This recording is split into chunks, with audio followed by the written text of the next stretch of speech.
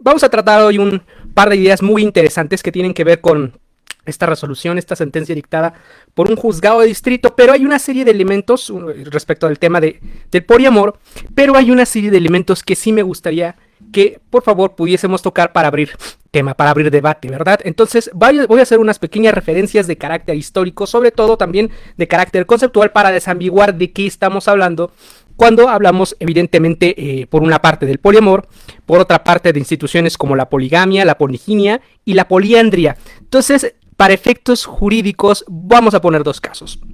El año pasado, quizás esto no fue muy comentado en el mundo occidental, pero el año pasado, en junio específicamente, murió el señor Siona.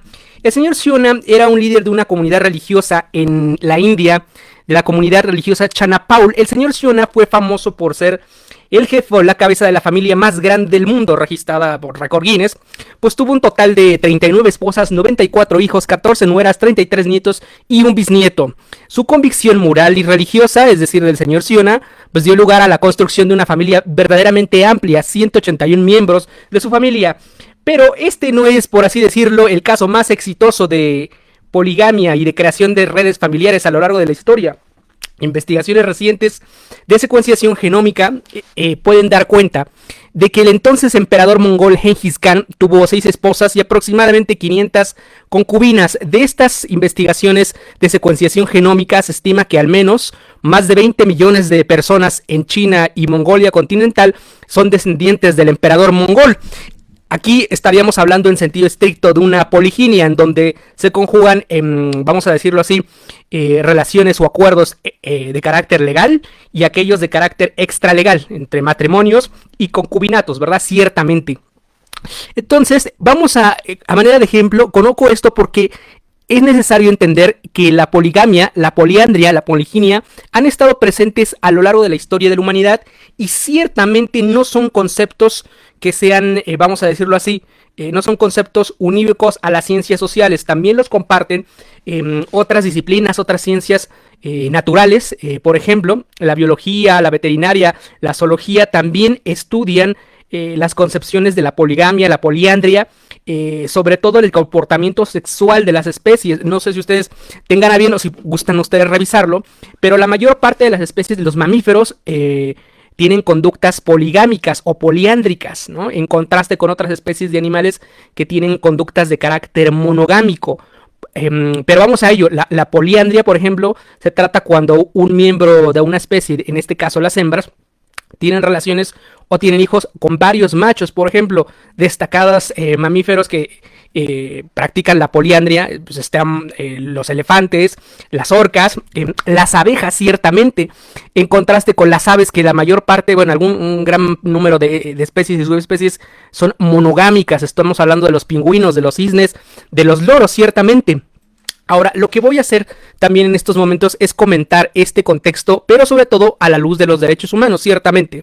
Entonces, para desambiguar, como les comentaba, ¿qué es la poligamia? ¿No? Y esto está llamando mucho la atención de algunos de ustedes seguramente.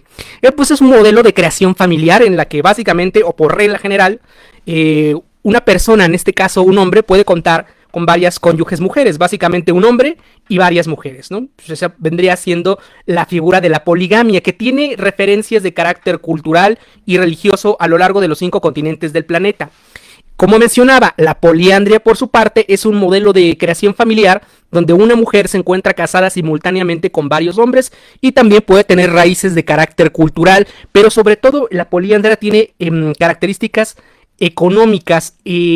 Actualmente, ciertamente, la regla, vamos a decirlo así, la poligamia es una de las prácticas más extendidas prácticamente en todo el continente africano, desde el Magreb, el Sahel, el África subsahariana, hasta prácticamente todo el territorio africano, en Medio Oriente.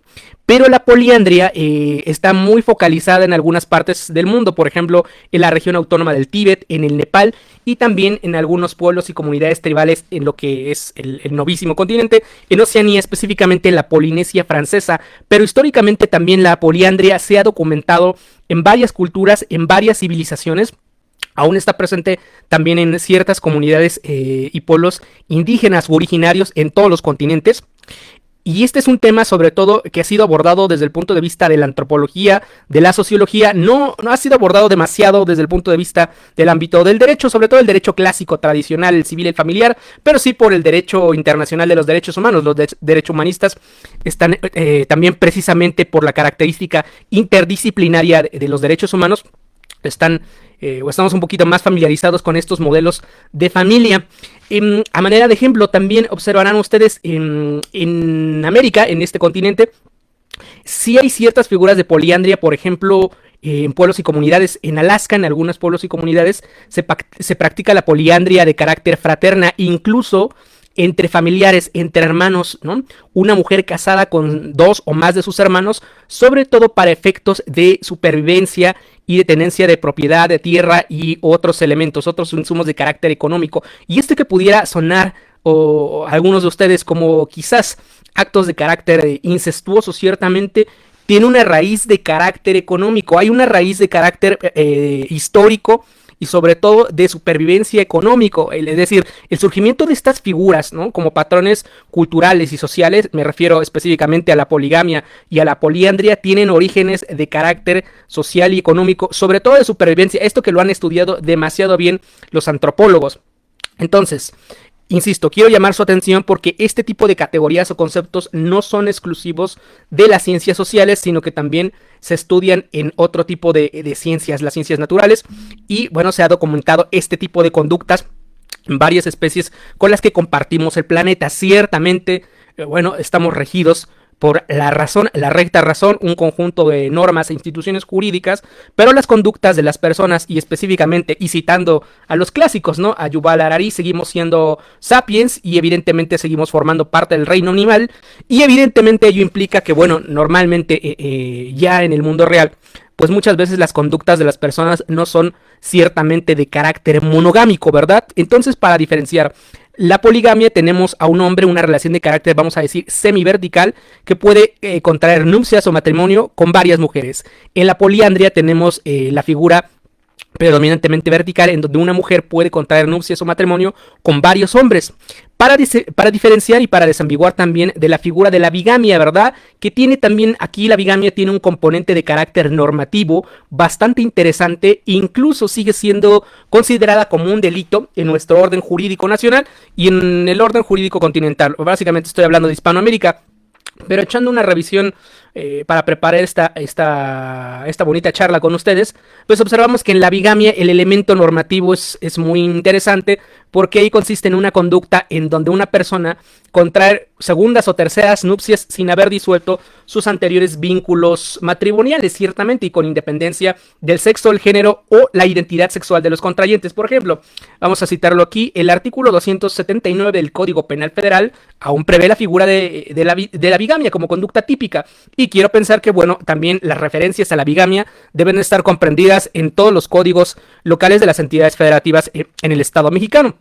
El artículo 279 del Código Penal Federal básicamente dice esto, lo tenemos aquí, sí, se impondrá hasta 5 años de prisión o de 180 a 360 días multa al que, estando unido con una persona en matrimonio no disuelto ni declarado nulo, contraiga otro matrimonio con las formalidades legales. Entonces, básicamente aquí lo que se está sancionando es la celebración de un segundo o tercer o múltiples matrimonios sin haber disuelto el original por razones de orden público. Entonces, aquí los elementos normativos de este tipo penal de la bigamia, pues bueno, básicamente es haber celebrado otro matrimonio sin haber disuelto uno previo, ¿no? Ciertamente.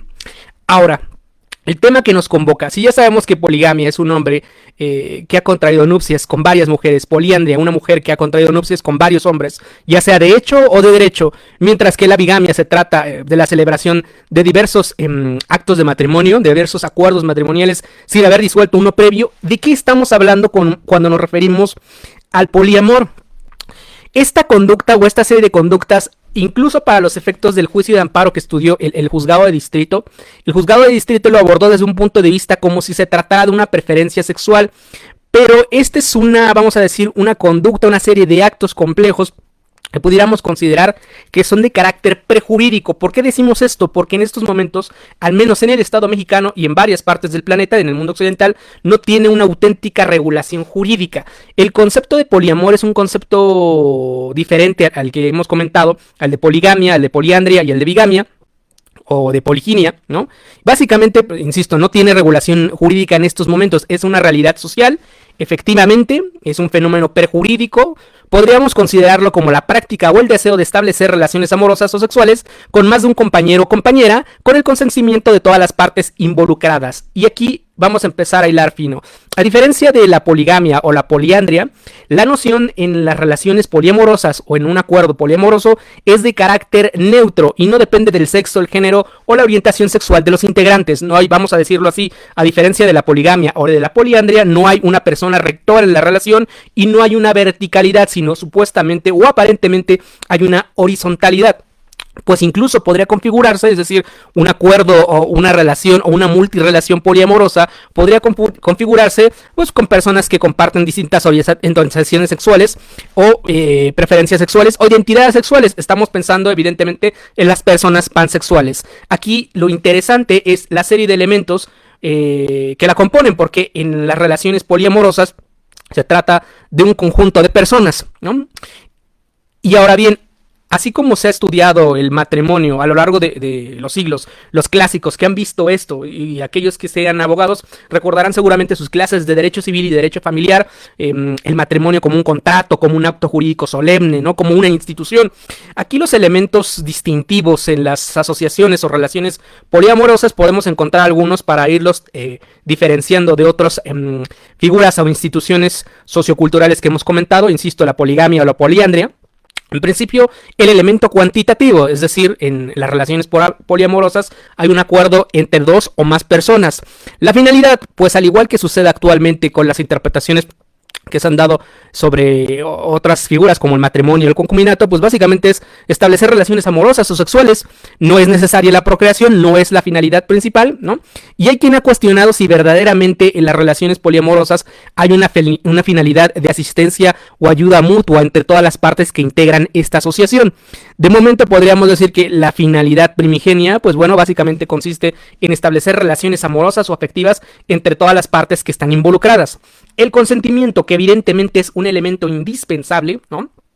Lo que podría llevar a considerar que todos los participantes evidentemente tendrían, aunque no se ha definido legalmente, insisto, porque estamos hablando de un fenómeno, de una realidad social prejurídica, el consentimiento sí implicaría muy probablemente que los participantes fuesen mayores de edad y fuesen capaces de comprender las consecuencias de estas relaciones horizontales de facto, aunque, insisto, jurídicamente no esté regulado en este momento en el orden jurídico mexicano. Ello no implica, ¿no?, evidentemente, que no se deba manifestar un consentimiento y que las partes evidentemente estén de acuerdo sobre cuáles pueden ser las posibles consecuencias de mantener una relación o una asociación de este tipo, porque si bien no se cuenta con una regulación normativa en sentido estricto, es decir, no está regulado en el Código Civil, en el Código Familiar, no por ello no deja de tener consecuencias jurídicas posiblemente frente a terceros o posiblemente cuando el Estado opere respecto de las actuaciones que lleven a cabo las personas que integran esta asociación. Estamos hablando en sentido estricto de una asociación de facto que no tiene en estos momentos no tiene regulación jurídico normativa y opera en libertad para cada uno de los integrantes. Aunque sea una asociación, insisto, se trata de un acuerdo prejurídico en donde la sociedad poliamorosa, pues también las consecuencias que deriven de los actos que lleven a cabo pueden tener consecuencias en el mundo del derecho. Ahora bien, el hecho de que no exista en estos momentos en México una regulación sobre las figuras poliamorosas, sobre este acuerdo por esta asociación entre varias personas con independencia de su orientación sexual o su identidad de género, ello no es desconocido para la legislación nacional. Esto no tiene que ver exclusivamente con una interpretación de carácter progresivo. A lo largo de los últimos años, pues bueno, ustedes recordarán, esto ha venido evolucionando, vamos a decirlo así, la expansión de la institución de la figura matrimonial o del acuerdo matrimonial visto como un contrato, la visión contractualista, sobre todo para darle un enfoque en materia de derechos humanos, pero no es desconocido para el orden jurídico nacional el que se hayan regulado en algunas ocasiones ciertas conductas que, si bien el legislador democrático no las denominó como acuerdos poliamorosos, sí las ha denominado de otra manera. O sea, no quiero con esto que quiero decir es decir que aunque en estos momentos es prejurídico, sí ha habido regulación normativa en donde, sin denominarlo, vamos a decirlo así, como una asociación, un acuerdo poliamoroso entre las partes, sí ha tenido o compartido características, sí ha habido regulación sobre otras figuras, y específicamente voy a ceñirme a lo que pasó con el caso de la Ley de Libre Convivencia del Estado de Jalisco, que incluso esto fue motivo de impugnación ante la Suprema Corte de Justicia de la Nación en una acción de inconstitucionalidad. Hace ya prácticamente 10 años, esto fue en noviembre de 2013, se publicó en el periódico oficial del Estado de Jalisco esta ley, la Ley de Libre Convivencia del Estado de Jalisco. Y el artículo 3 tenía una configuración bastante interesante, el artículo 3. Ojito con esto, lo voy a mencionar básicamente a bola pájaro. El artículo 3 de esta Ley de Convivencia del Estado de Jalisco establecía lo siguiente. Aquí está. Artículo 3. La libre convivencia es un contrato civil que se constituye cuando dos o más personas físicas mayores de edad con capacidad de goce y ejercicio se asocian con el objeto de otorgarse ayuda. Vuelvo a insistir que aquí hay un elemento muy interesante, que es el elemento cuantitativo. Cuando dos o más personas físicas, esto estaba contemplado evidentemente en esta Ley de Libre Convivencia del Estado de Jalisco. Rápidamente alguien mandó un comentario. Si ustedes gustan también dejar sus comentarios, porque fíjense que luego no puedo leer sus comentarios en vivo. Es una cuestión muy extraña aquí. O sea, como chat en vivo no aparece, ¿no?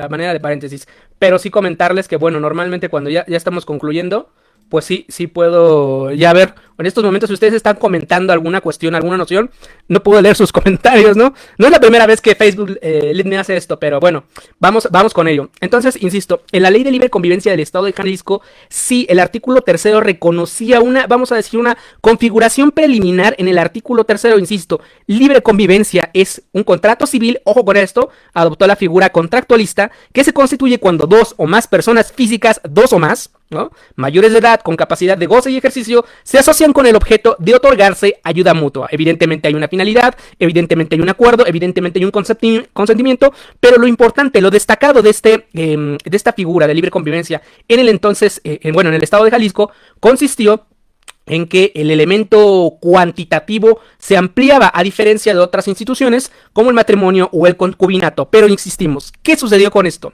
¿Qué sucedió? Pues bueno, pues fue impugnado, la verdad, a través de una acción de inconstitucionalidad que se registró con el número 33/2013 y su acumulada 37/2013. Originalmente le tocó a este asunto a la ministra en retiro y hoy senadora Olga Sánchez Cordero de García Villegas. Me tocó ver algunos preliminares y luego cuando ya se dio el retiro, me parece que fue turnado a la ministra Piña Hernández y ella elaboró el proyecto con unos argumentos en donde se hacía referencia a violaciones al proceso legislativo, porque si no mal recordamos, esta ley de libre convivencia del Estado de Jalisco, pues bueno, prácticamente fue presentada un día, se mandó a comisiones al día siguiente, nadie sabía que estaba votando en el Congreso del Estado de Jalisco y así se aprobó, y entonces se consideró por parte del Tribunal Pleno que se habían violado el proceso legislativo en este caso concreto, y consecuentemente se determinó la invalidez del decreto 24.486, ¿no?, que es donde estaba contemplada toda la Ley de Libre Convivencia del Estado de Jalisco, ¿no? Ese, vamos a decirlo así, fue un primer presente bastante interesante en donde, al menos ya a nivel local, una entidad federativa, en este caso Jalisco, ya estaba regulando ciertas cuestiones de carácter interesantes. Otros no pasa desapercibido, ojito con esto, no pasa desapercibido que otras integrantes del Pacto Federal también hayan regulado estas figuras de libre convivencia. Específicamente esto se daba en un contexto en donde, bueno, en aquel entonces no se quería reconocer el matrimonio igualitario para parejas del mismo sexo, evidentemente, y los congresos locales, pues bueno, el legislador, en deferencia al legislador democrático, pues optó por crear una figura, un tertium genus, ¿verdad? Una figura diferente, pues no tomar el matrimonio, sino sociedades de convivencia. Pero sí, esto pasó en el Estado de Jalisco, estuvo en vigor, ¿no?, un ratito, hasta en tanto que la Corte, el Tribunal Pleno, determinó la invalidez de todo el decreto por violaciones al procedimiento legislativo. Me quedó mucho la duda, ciertamente, me quedó mucho la duda, sobre todo, y ustedes, bueno, quienes estén viendo esto y sean del Estado de Jalisco, ¿cuántas sociedades de convivencia entre dos o más personas se habrán celebrado, ¿no?, hasta en tanto estuvo en vigor esta ley de libre convivencia? Me quedó mucho la duda, me quedará mucho la duda si hubo sociedades que sí se hayan celebrado, ¿no? Pero ahí lo interesante es el elemento, insisto, el elemento cuantitativo. No pierdan de vista eso, por favor, el elemento cuantitativo. Dicho lo cual, ¿no? Desambiguando los conceptos de poligamia, de poliandria, de poliamor y de bigamia, ¿qué sucedió en este juicio de amparo? ¿No? Fue un amparo contra normas generales que tocó conocer, vamos a ver, básicamente a Juzgado Octavo, si no mal recordamos, Juzgado Octavo de Distrito en materia de amparo civil, administrativo y de trabajo y juicios federales en el estado de Puebla. Aunque ya la sentencia pues ha sido vista, repartida, lo que ustedes quieran, a lo largo de las redes sociales, pues bueno, y evidentemente por cuestiones de transparencia y protección de datos personales, el nombre del peticionario, del quejoso está atestado, está protegido, pues bueno, no vamos a hacer referencia a ello, pero sí comentar que básicamente se trató de un juicio de amparo contra normas generales, específicamente los artículos 294 y 297 del Código Civil del Estado de Puebla, que fueron reformados el 10 de noviembre de 2020, ¿no? Y que contemplan tanto las figuras de matrimonio como la del concubinato. Básicamente, aquí vamos a consultar rápidamente los artículos 294 y 297. Aquí los tenemos. Dice así, artículo 294. Y bueno, evidentemente esta regulación normativa pues está replicada en todos los códigos civiles o códigos familiares a lo largo y ancho de la República, ¿verdad? Al ser México un estado federal. Dice así. El matrimonio es un contrato civil por el cual dos personas se unen voluntariamente en sociedad para llevar una vida en común con respeto, ayuda mutua e igualdad de derechos y obligaciones. En contraste, el concubinato, artículo 297, es la unión voluntaria y de hecho entre dos personas que estando en aptitud de contraer matrimonio entre sí no lo han celebrado en los términos que la ley señala, haciendo vida en común de manera notoria y permanente, situación que podrá demostrarse si tienen hijas o hijos en común o si han cohabitado públicamente como cónyuges durante más de 2 años continuos. Básicamente, pues las figuras clásicas que habíamos aprendido en derecho familiar, en derecho civil. ¿Y qué sucedió aquí? Pues bueno, el peticionario impugna, ¿no? Sostiene la inconstitucionalidad de estas normas, de estos artículos, bajo algunos argumentos. Yo tengo algunas dudas, pero esto esa manera exclusivamente, insisto, y muy respetuosamente a título individual y particular, sobre todo cómo configurar esto en el ámbito de las preferencias sexuales, porque esa fue la línea argumentativa que también el juzgado distrito adoptó para dar contestación a los conceptos de violación. En principio de cuentas, y bueno, para quien ya haya leído la sentencia, no es una sentencia muy larga, pero las autoridades responsables invocaron la falta de interés del peticionario, con fundamento evidentemente en el artículo 61, fracción, si no olvidamos, la fracción 12ª de la ley de amparo. Me parece que sí fue la 12ª. Bueno, en fin, pero alegaron la falta de interés del peticionario, ¿no? Entonces el juzgado determinó que no, entró a conocer el fondo del asunto. El peticionario básicamente señaló en sus conceptos de violación que entender que las relaciones poliamorosas, abro comillas, se enmarcan dentro del género preferencias sexuales previsto como categoría sospechosa a la luz del artículo 1, párrafo 5 de la Constitución. Básicamente el argumento del quejoso era que se le estaba excluyendo, ciertamente, ¿no?, él en el ejercicio de su preferencia sexual de carácter para tener relaciones poliamorosas fue excluido del ámbito de protección estatal. Y aquí para aquellos que sean abogados litigantes, aquellos que trabajen en el Poder Judicial de la Federación, académicos o doctrinarios, hay que hacer distinciones. Pareciera ser, y sin tener a la vista, ¿no?, la demanda del quejoso, ¿no?, su demanda de amparo, pareciera ser que lo que está impugnando en sentido estricto no es una omisión legislativa por parte del Congreso del Estado Libre y Soberano de Puebla, sino más bien una inadecuada regulación normativa, porque a juicio del quejoso, la preferencia sexual de tener relaciones poliamorosas está siendo excluida evidentemente, ¿no?, del ámbito del manto de protección estatal. Y ahora bien, ¿qué es lo que realizó o argumentó el juzgado distrito en este caso? Pues básicamente abordó el tema desde una perspectiva de carácter análoga, tomando en cuenta las categorías sí sospechosas, el derecho a la no discriminación, las provisiones del artículo 1, párrafo 5 de la Constitución, a la luz también del artículo 4, pero haciendo énfasis en el elemento de carácter cuantitativo, los números, los integrantes. Ojito con esto, insisto. Básicamente las razones torales la podemos encontrar en la página 17 en adelante. Y vamos a ver, aquí lo tenemos, un breve resumen. El argumento toral del juzgado de distrito fue básicamente el siguiente, un argumento análogo. Dice así: las relaciones sentimentales entre varias personas con pleno conocimiento se encuentran en una situación equivalente, ojito con esto, la equivalencia, aquí viene la analogía, a las relaciones de pareja del mismo o diferente sexo, precisamente al estar conformadas por seres humanos, de tal manera que es injustificada su exclusión de dichas instituciones civiles. Las relaciones sentimentales entre varias personas con pleno conocimiento se encuentran en una situación equivalente a las relaciones de pareja del mismo o diferente sexo, precisamente al estar conformadas por seres humanos, de tal manera que es injustificada su exclusión de dichas instituciones. Pues básicamente esta idea, ¿no? Esta idea haciendo una analogía entre la exclusión de parejas del mismo sexo para contar el matrimonio, las figuras del matrimonio igualitario y ya la larga lista de precedentes que ha venido dictando la Suprema Corte de Justicia de la Nación desde aquella famosa acción de inconstitucionalidad 2/2010, en donde por primera vez se conoció la figura del matrimonio igualitario y la adopción homoparental en ya en el lejano año de 2010, estamos hablando, 2010 si no mal recuerdo, y el ponente fue el ministro Sergio Armando Valls Hernández, que en paz descanse.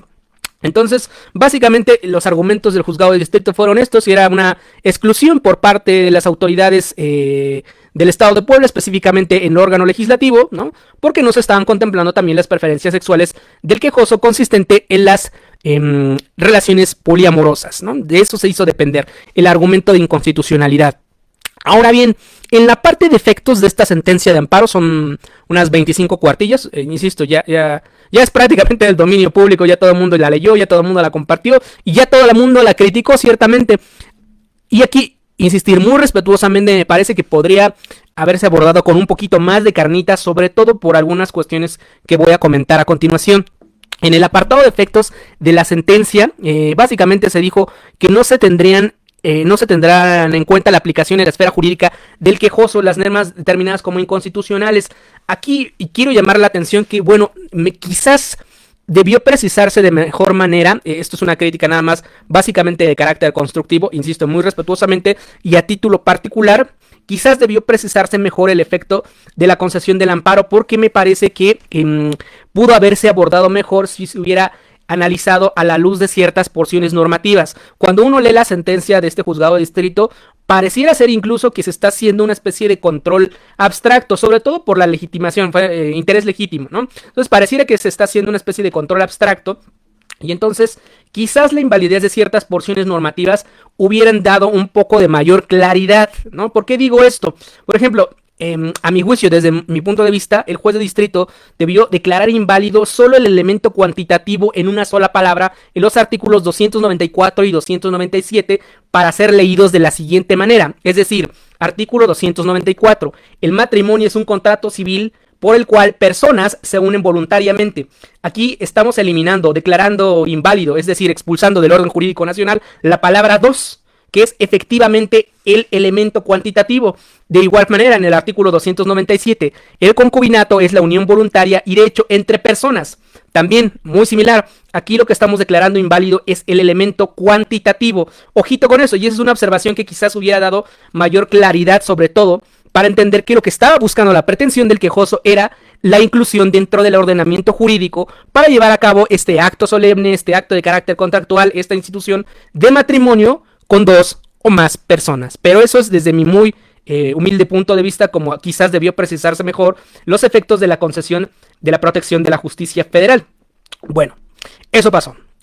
El siguiente episodio de esta película, pues bueno, básicamente en contra de esta sentencia se interpuso el recurso de revisión y el primer tribunal colegiado en materia civil del sexto circuito solicitó a la Suprema Corte que reasumiera su competencia originaria, y esta, la primera sala, por resolución de 15 de junio de 2022, determinó no reasumirla y devolver los autos al tribunal colegiado, que es lo que parece que ha sucedido. Y bueno, ¿qué es lo que hasta este momento? Pues bueno, tendrá que resolver el tribunal colegiado en el sexto circuito allá en el estado de Puebla. Pero ahora bien, aquí viene quizás cómo podríamos abordarlo. Estas no son sugerencias ni recomendaciones, pero cómo me parece que podría también abordarse para tener algunos elementos adicionales, sobre todo porque, insisto, estamos aquí hablando del elemento de carácter cuantitativo de lo que el quejoso y también, vamos a decirlo así, compartió el juzgado de distrito, es este elemento de carácter cuantitativo que se considera, a raíz de un argumento análogo, que se considera que es inconstitucional porque está excluyendo a la persona de la protección estatal al caer esto como categoría sospechosa. Yo tengo algunas dudas, pero insisto, esto es a título meramente particular, que pueda entenderse ciertamente un acuerdo de facto entre varias personas como una preferencia u orientación sexual. Puede ser un acuerdo, sí, una finalidad entre personas, pero por eso hay que empezar a hilar fino. Hasta antes de 1948, las figuras de matrimonio o concubinato habían permanecido sobre todo vistas, estudiadas o analizadas desde la perspectiva del derecho civil, del derecho familiar, del derecho continental, y las raíces, y todos aquellos que hayan estudiado derecho no me dejarán mentir, en el derecho clásico romano, germano, neocanónico, continental, europeo, el mundo occidental básicamente. Pero a partir del 10 de diciembre de 1948, la figura del matrimonio y a su vez el concubinato y otras figuras similares entraron a considerarse como figuras de protección y como figuras de derechos humanos a la luz de la propia Declaración Universal de los Derechos Humanos. Lo siguiente que voy a comentar no es muy conocido, sobre todo por el foro, pero es importante introducir elementos porque ustedes recordarán, la Declaración Universal, como su nombre indica, es una declaración, deriva de una resolución de la Asamblea General de las Naciones Unidas, aprobada el 10 de diciembre de 1948, en sentido estricto no es un tratado internacional, pero junto con los pactos del 66, es decir, el de derechos civiles y políticos, y el de derechos económicos, sociales y culturales, constituyen la Carta de Derechos Humanos. Y también, ustedes recordarán, esta Declaración Universal tuvo una comisión de notables en donde participaron Eleanor Roosevelt y, como ya hemos mencionado en otras ocasiones, en otros videos, el premio Nobel René Cassin, estuvo Charles Malik, estuvo el Dr. Chang por parte de China, estuvo también Alexander Bogomolov, que representó a los países de la Unión Soviética. Y aquí viene la parte interesante, porque la Comisión de Derechos Humanos, que se encargó de redactar la Declaración Universal, tuvo trabajos, discusiones, comités sobre los alcances de lo que hoy es el artículo 16 de la Declaración Universal de los Derechos Humanos. Si ustedes gustan consultarla en estos momentos, básicamente el numeral 16.1 dice lo siguiente, cito, abro comillas, los hombres y las mujeres a partir de la edad núbil tienen derecho sin restricción alguna por motivos de raza, nacionalidad o religión a casarse y fundar una familia, y disfrutarán de iguales derechos en cuanto al matrimonio, durante el matrimonio y en caso de disolución del matrimonio. Lo interesante de esto es que en la Comisión de Derechos Humanos, en los debates para redactar este documento insignia que da lugar a la etapa de la internacionalización de los derechos humanos, e insisto, ojito con esto, ya visto el matrimonio, la figura del matrimonio, incluso la protección de la familia como derechos humanos, es decir, que trascendieron ya la materia civil o familiar, hubo un debate durísimo y muy interesante entre, insisto, Charles Malik, este profesor originario del Líbano, y Alexander Bogomolov, sí, me confundo mucho el nombre, Alexander Bogomolov, que representaba a la Unión Soviética. Charles Malik originalmente había propuesto en la redacción del artículo 16 de la Declaración Universal que la familia, ojito con esto, tenía una visión más tradicional. Si bien era del Líbano, había ciertas influencias de Medio Oriente, ojito con esto. Él sostenía que la familia deriva del matrimonio y que este era el grupo natural de la sociedad. Tenía todavía esta visión originaria, genesista, ¿no? Y dotada por el creador de derechos inalienables. Pero hubo un debate, insisto, también con el profesor Bogomolov, en donde no estuvo de acuerdo con la forma en que se iba a redactar este artículo 16 de la Declaración Universal. Y él dijo lo siguiente, dos puntos, y abro comillas, dice: existen varias formas de matrimonio y de familias en el mundo, y cada forma corresponde a condiciones económicas de los pueblos del planeta. Diferentes religiones tienen diferentes ideas sobre la posición de las mujeres en la familia. Algunas religiones permiten las familias poligámicas y otras no, de acuerdo con un estatus de igualdad entre mujeres y hombres. Este debate se dio en la Comisión de Derechos Humanos, que redactó la Declaración Universal de los Derechos Humanos, por la que la interpretación final, ¿no?, como quedó redactada, fue lo que les mencioné del artículo 16, numeral 1. Los hombres y las mujeres a partir de la edad núbil tienen derecho, sin restricción alguna, etcétera, etcétera, a contraer matrimonio. Y posteriormente, esto trascendió al resto de tratados internacionales. El derecho también a contraer matrimonio estaba contemplado en el artículo 23 del Pacto Internacional de Derechos Civiles y Políticos. Pero ahí se agregó una cuestión bastante interesante en el numeral 3. Si ustedes también tienen a bien buscar su Pacto Internacional de Derechos Civiles y Políticos, dice así el numeral tercero del artículo 23: el matrimonio no podrá celebrarse sin el libre y pleno consentimiento de los contrayentes. Y esto para empezar a blindar poco a poco la interpretación que se había dado desde la Declaración Universal de los Derechos Humanos. Retrotrayendo, ¿qué queremos decir con esto? Que la Declaración Universal de los Derechos Humanos reconoce una realidad respecto de los matrimonios y diversos modelos de familia. Ojito con esto, ¿no? Lo que posteriormente fue complementado con el artículo 23 del Pacto Internacional de Derechos Civiles y Políticos, para tomar en cuenta también el consentimiento de los contrayentes, ¿no? Contrayentes. Entonces, podríamos considerar que en sentido estricto, ¿no? En estos momentos, la Declaración Universal se redactó en un tiempo, en una época en donde se reconocían las figuras de la poligamia, no de la poliandria, pero de la poligamia sí. Entonces, pero ojito con esto, mucho cuidado con esto, porque esta tampoco puede ser una interpretación de carácter aislado. En redes sociales ha surgido un debate del que, bueno, también un servidor estaba participando. He leído algunas cosas de colegas y compañeros precisamente porque no se ha desambiguado los alcances de lo que es la poligamia, la poliandria, la bigamia, la poliginia y ahora las asociaciones de carácter poliamoroso, ¿no? Alguien citaba por ahí la opinión consultiva 24/2017 del índice de la Corte Interamericana de Derechos Humanos, la relativa a identidad de género e igualdad y no discriminación a parejas del mismo sexo, específicamente el párrafo 190 de la opinión consultiva, que como ustedes saben, pues bueno, es una atribución que tiene la Corte Interamericana para dar una interpretación amplia y buen extracto de alguna solicitud, alguna inquietud que tengan los órganos legitimados dentro del Sistema Interamericano de Derechos Humanos, particularmente los estados y la Comisión Interamericana de Derechos Humanos. Esta opinión consultiva, la 24/2017, si no mal recordamos, fue solicitada por el ilustre gobierno de la República de Costa Rica, pero en el párrafo 190 de la opinión consultiva, la Corte Interamericana dijo lo siguiente, dos puntos y abro comillas: la riqueza y diversidad de la región se han visto reflejadas en los casos sometidos a la competencia de la Corte, evidentemente, ¿no? Y ello ha dado cuenta de las diversas configuraciones familiares, ojito con esto, que pueden ser protegidas, incluyendo familias poligámicas. Ah, muy bien, entonces tenemos un primer elemento, vamos a decirlo así. Dentro del sistema interamericano, la Corte Interamericana de Derechos Humanos está reconociendo, ojo con esto, porque aquí es donde un servidor considera que hay elementos que debemos observar meticulosamente. Las configuraciones familiares pueden tener como origen y desde luego protección familias poligámicas. Y entonces, ¿de dónde sale esta idea? ¿De dónde sale esta noción?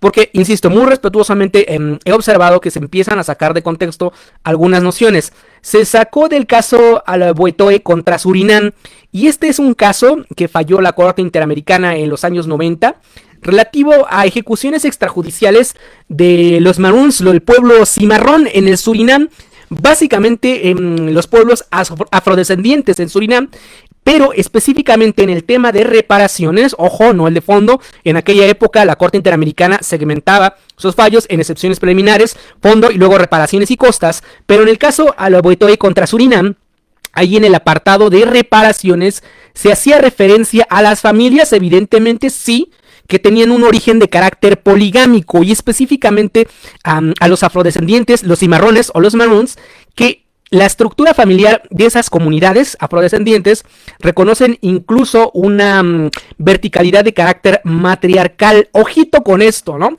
Ahí no se estaba determinando violación al derecho a la familia o en sentido estricto, sino los hechos derivaron de ejecuciones extrajudiciales en contra de los integrantes de una comunidad afrodescendiente, y ya en reparaciones, una vez que el Estado de Surinam reconoció su responsabilidad internacional, bueno, eso dio lugar a tener como víctimas protegidas a los elementos de la propia comunidad, a los elementos de los propios Maroons, los afrodescendientes, ¿no? Esa fue la razón por la que está señalada en la opinión consultiva en el párrafo 190 el caso Alabuetoe contra Surinam.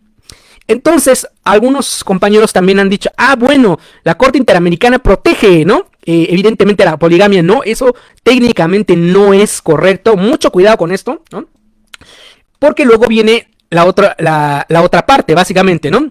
La parte del Tratado del Sistema de Naciones Unidas, la Convención sobre la Eliminación de todas las formas de discriminación contra la mujer, ¿no?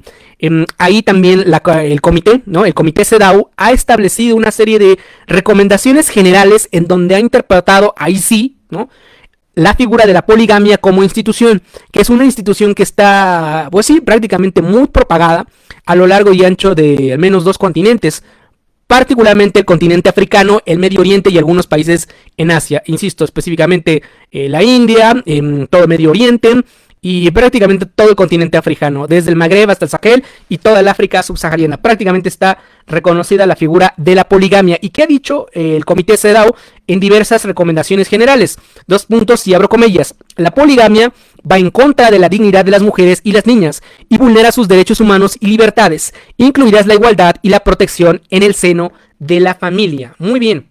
Ahora, ese párrafo interpretado por parte del comité CEDAW, desde mi punto de vista, no debe ser leído de manera aislada, ¿no? Evidentemente, porque también en otras recomendaciones generales, estamos hablando de la 31, de la 29, de la 28, y la primera vez en donde el comité CEDAW, es decir, el comité sobre la eliminación de todas las formas de discriminación contra la mujer, abordó el tema de la poligamia, fue en la recomendación general 21 del año de 1994. Mucho cuidado con esto. Y es que la Convención CEDAW no establece en algún artículo expresamente la prohibición de la poligamia, tampoco de la poliandria, mucho menos de la bigamia, pero sí menciona que la interpretación de esta prohibición deriva del propio artículo 5 de la Convención. Entonces, básicamente, a lo largo de estas recomendaciones generales, lo que ha dicho el comité CEDAW es básicamente dos cosas. Primero, que los estados tienen obligaciones sobre la poligamia en un sentido. Uno, desalentarla, sí, evidentemente. Y dos, prohibirla.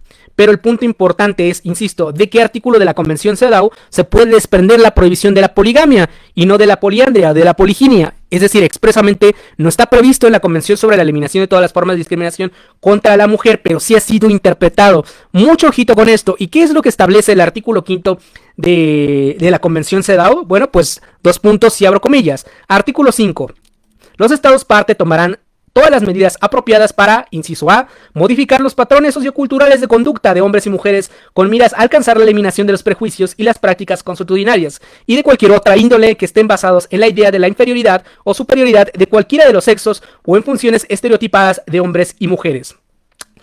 En este orden de ideas podríamos sostener que las interpretaciones de ambos sistemas de derechos humanos, es decir, por un lado el sistema interamericano de derechos humanos y por el otro el sistema de Naciones Unidas, específicamente del Comité CEDAW, son contradictorios. Desde mi punto de vista, yo considero que no son contradictorios, sino que analizan puntos de vista diferentes. Por un lado, el sistema interamericano, específicamente la Corte Interamericana, está haciendo un análisis sobre la forma en que se generan las familias y protegerlas, y la sentencia a la WTO contra Surinam hace referencia a reparaciones específicamente de los miembros de una comunidad que fue agraviada a raíz de ejecuciones extrajudiciales, ese caso de los años 90. Mientras que el comité CEDAW está interpretando que la figura per se de la poligamia, ojito con esto, representa un patrón sociocultural que pone en riesgo o que vulnera los derechos de mujeres y niñas en todo el planeta. De hecho, ha insistido sobre todo en el carácter económico, a la integridad y evidentemente de la protección de los hijos de las mujeres. Dice así, esto me parece que está en la recomendación general 29, dos puntos y abro comillas. Algunos estados parte que reconocen la poligamia con arreglo a la ley religiosa o al derecho consuetudinario también contemplan el matrimonio civil monógamo por definición. ¿Qué es lo que está diciendo el comité CEDAW en este sentido? Es decir, la existencia de regímenes legales, de regímenes religiosos y, ojito con esto, de regímenes consuetudinarios. Estos tres sistemas, por así decirlo, o fuentes de derecho, por así decirlo, coexisten en varios países del mundo y normalmente, ¿no?, en sociedades en donde la mujer sufre de discriminación y de violencia, pues se ha dado preponderancia a la figura de la poligamia en contraposición a la figura del matrimonio civil. Luego dice el comité CEDAW, cuando no existe el matrimonio civil, es posible que las mujeres de las comunidades que practican la poligamia no tengan más opción que contraer un matrimonio que, si no les es ya, sería potencialmente poligámico, con independencia de sus deseos. Por eso es que el comité CEDAW ha interpretado, tomando además otra serie de argumentos, que esto resulta dañino desde el punto de vista económico, social, inclusive cultural, porque son una serie de cuestiones de carácter, insisto, también de violencia, de discriminación, no solamente a las mujeres, sino también a sus propias hijas e hijos. Y por eso insiste, básicamente lo que está diciendo aquí la CEDAW es que incluso si se tiene que escoger por una cuestión de carácter cultural, ¿no?, se dejan desprotección a las mujeres por la celebración de estos matrimonios de carácter poligámico, ¿no?, en donde insistimos, dentro de los elementos constitutivos consiste en que un hombre puede casarse con muchas mujeres. Y en contraste, no está permitido, no está bien visto, o en pocos países del mundo ya actualmente se da la figura de la poliandria. Ahora, esto traído al contexto de las figuras poliamorosas, en donde no importa el sexo o la identidad sexual o la orientación sexual de las personas, sino sencillamente la finalidad es mantener relaciones amorosas, afectivas o inclusive pueden ser sexuales entre los miembros que conforman la comunidad poliamorosa, nos debe de llevar a una reflexión muy interesante. Es decir, ¿cómo podemos tener la certeza que de facto, ¿no?, estamos ante, desde luego, una asociación poliamorosa, pero también podríamos encontrarnos con una poligamia o poliandria, ¿no? Velada o disimulada. Entonces ahí me parece que los estados, y en atención a que evidentemente México es parte de la Convención sobre la Eliminación de todas las formas de discriminación contra la mujer, habría que analizar ciertamente, muy meticulosamente, si no se puede invocar la figura de una asociación poliamorosa para encubrir veladamente una figura como la poligamia o incluso la poliandria, porque insisto, al menos convencionalmente en el sistema de Naciones Unidas, no está expresamente la condena ahí. Esto ha sido una interpretación del Comité CEDAW. Y por otro lado, cuando ya hay familias configuradas a raíz de, evidentemente, esta realidad social, dependiendo si se trata de pueblos, comunidades indígenas, tribales, o en este caso, como hemos visto, en pueblos afrodescendientes, pues bueno, ahí la protección ya es estatal, pues porque los miembros han creado una familia de raíces monogámicas. Con esto lo que estamos diciendo es que no se trata de interpretaciones contradictorias, me parece que son complementarias. Lo que CEDAW o el Comité CEDAW ha establecido en sus recomendaciones generales es que la poligamia puede dar lugar a desprotección de mujeres, niñas y a sus hijos y a sus hijas. Y mientras que el sistema interamericano reconoce una realidad de proteger a las familias que tengan estos orígenes. Entonces, para mí, desde mi punto de vista, me parece que no hay contradicción, pero sí hay que tomar en cuenta esta serie de elementos para saber si eventualmente una regulación normativa que contemple estas asociaciones, ¿no? Estos acuerdos entre personas, o como el juzgado de distrito tuvo bien a interpretarlo, dentro de las preferencias sexuales, no pudiesen esconder veladamente o no pudiesen llevar a un fraude, es decir, utilizar la figura de la asociación poliamorosa para realmente tener por finalidad la constitución de una poligamia o de una poliandria, ¿no?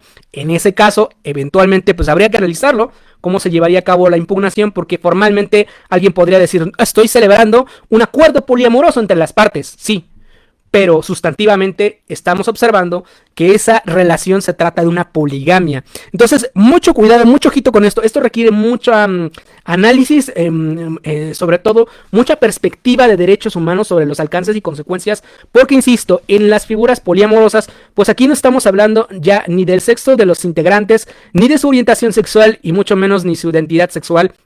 Evidentemente puede ser abierta, es aparentemente neutra y es aparentemente horizontal. Entonces, esto de que se ha comentado que las relaciones poliamorosas en sentido, vamos a decirlo, equivalen o son equivalentes a una poligamia, pues no, esto no es cierto. Equivalen a una poliandria, pues no, tampoco es cierto, pero podría llegar a configurarse, ¿no? Si tenemos el ojo avisor, podría llegar a configurarse pues una especie de fraude normativo en la eventual situación en que esto estuviese regulado, un fraude normativo porque en realidad en lugar de estar constituyéndose una asociación de carácter poliamorosa, pues lo que estamos teniendo de frente es una institución poligámica o poliándrica. E insisto, a la luz de la Convención sobre los Derechos de la Convención sobre la Eliminación de todas las formas de discriminación contra la mujer, ahí sí me parece que podríamos, incluso si no tenemos el ojo avisor, incurrir en responsabilidad internacional. ¿Con esto qué quiero decir, no? ¿El poliamor está prohibido en México? No está prohibido. ¿Debe regularse? Pues bueno, hay que abrir debate, ¿no? Evidentemente, ¿no? Pudo haberlo hecho mejor el juzgado de distrito. Desde mi punto de vista, creo que faltó carnita. Vamos a ver cómo va a resolver el juzgado, el tribunal colegiado del sexto circuito. Eso va a ser muy interesante. A manera de broma alguien me estaba diciendo, ¿no? Estas preguntas impertinentes. Maestro, ¿sería posible llevar el estilo de vida de Maluma al área del derecho con el poliamor? No entendí muy bien la pregunta hasta que ya me empapé un poco más de la cultura popular y ya entendía que era lo que se estaba refiriendo a una famosa canción de este cantante colombiano. Pero no, es decir, aquí puede haber consecuencias jurídicas derivadas de una asociación de hecho. Y lo que hay que vigilar es que evidentemente no hay un fraude de carácter normativo si estas figuras se llegan a regular jurídicamente, para dar con ello a la constitución no de una asociación poliamorosa, sino de una poligamia. Entonces hay que echarle mucho ojito a eso. Finalmente, hay países, evidentemente hay un listado, quizás lo voy a compartir con ustedes, en donde, insisto, esto se ha analizado desde la vertiente cultural, desde la vertiente religiosa, al margen de la regulación normativa de carácter civil. Pero ahí donde está vigente, ahí donde está presente, pues bueno, es desafortunadamente sí podríamos considerar que se trata de una vulneración a los derechos de las mujeres. Ojo, específicamente de la poligamia. Con esto no quiero decir, mucho cuidado, ¿no? Para que luego no se ande diciendo que estoy inventando cosas. Con esto no quiero decir que se tenga que estigmatizar o discriminar a las personas que ejercen un acuerdo, ¿no?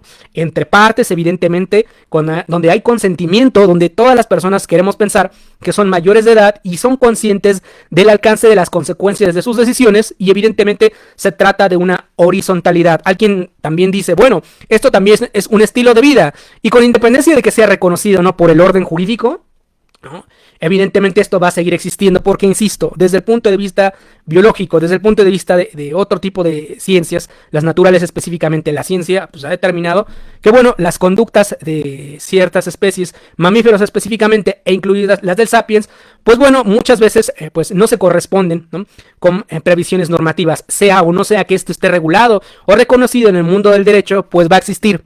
Lo importante es destacar o advertir que ahí donde sucedan este tipo de relaciones de hecho, no se cometan vulneraciones a los derechos de ninguna de las partes, y evidentemente proscribir la violencia o la falta de consentimiento. Ojito con esto, porque tampoco sería adecuado, justo y legítimo estigmatizar a personas que han escogido como forma de vida llevar a cabo relaciones poliamorosas. Y bien, me parece que hasta aquí lo vamos a dejar por hoy, porque ya casi es una hora. Esto no era intención dar clase, estas eran básicamente unas ideas abuela pájaro. Si hay alguna opinión, duda o comentario, es que no puedo ver sus comentarios. Siempre me pasa esto. Bueno, básicamente hasta aquí lo vamos a dejar.